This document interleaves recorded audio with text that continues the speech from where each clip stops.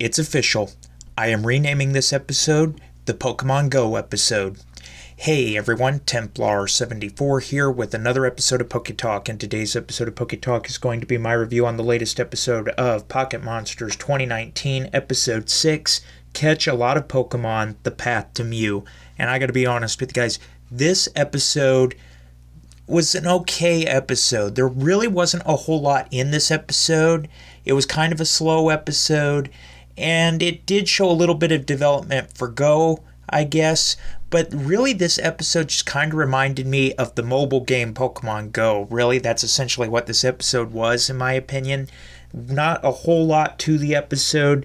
But with that being said, though, still some stuff to talk about. So, at risk of further rambling, let's move on to the actual episode. So the episode begins with Ash and Go at Sakuragi Labs, and Go has decided now that he's got Scorbunny, rather than focusing on just his goal to catch Mew, Go wants to focus on his new dream of catching every single Pokemon, and he actually has Ash help him with this as they head off into the Viridian Forest.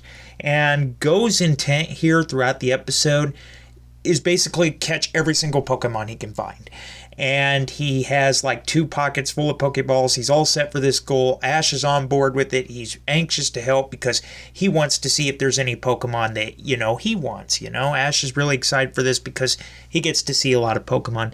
And this episode was essentially Go throwing Pokeballs at Pokemon and catching them. That was essentially the episode, and he actually went on a catching rampage. I'll be honest with you. Go managed to catch one of every bug-type species native to Kanto in one episode.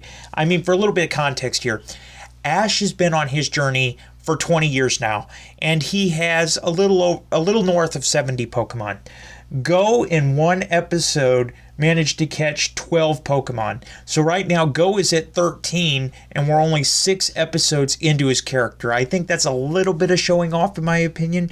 But the list that Go actually obtains here is, there's one impressive one here.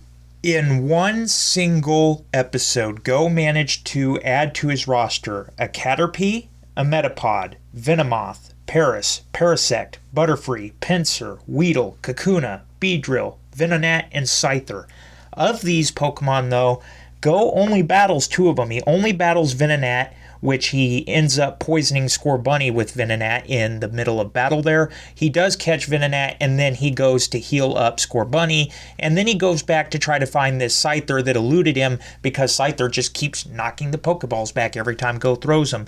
So yeah, he goes back after Scorbunny's healed. They find Scyther, they track it down, they have a battle with Scyther, Go catches Scyther.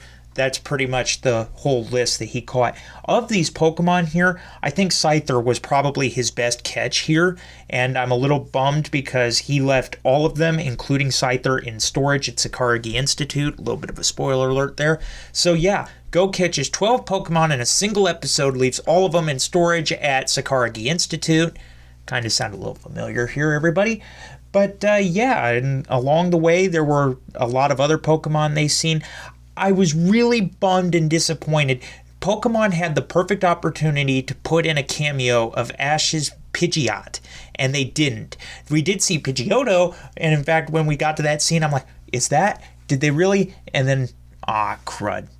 So yeah, that was a little bit of a lost opportunity there, but other than that, like I said, not a whole lot to the episode. It was a fun episode, I guess. It was a little bit of a development for Go as we see his transition from only focusing on Mew to catching all the Pokemon here. I think 12 in one episode was a little bit of showing off, in my opinion, and that's why I said this episode just kind of reminds me of the Pokemon Go mobile game, where you're trying to catch as many Pokemon as you can. That's essentially what this episode was to me, in my opinion. But overall, it was an okay episode. I mean, there were some things that, people are going to look down on, but overall, it was an okay episode. Overall, I give this episode really, though, a 4 out of 10, only because it was kind of hard to just stay watching the episode because it kind of got repetitive and it was real slow. That's the only reason why I think this episode just goes lower on the ranking than these past episodes have been. Like I said, just a slow episode. Not really a whole lot to the episode and quite a bit repetitive. I think the only things that really stuck to me were the Go battles with Venonat and Scyther. Other than that, though, really repetitive in my opinion. But again, that's just me. But as always, everybody, in the comment section down below, though, let me know what your guys' thoughts were about this week's episode. Did you love it? Did you hate it? Did you think it was just there? What are your thoughts? Did you think it was slow like I did? Did it remind you of the Pokemon Go mobile game? And honestly, I think it would remind anybody that's played it of it. Just let me know what your guys' thoughts are about all of this in the comment section down below, because as always, I enjoy hearing from you. Alright everyone, as always, Templar74 signing off. Have a great day everybody, and I'll talk to you all next time. Goodbye everybody.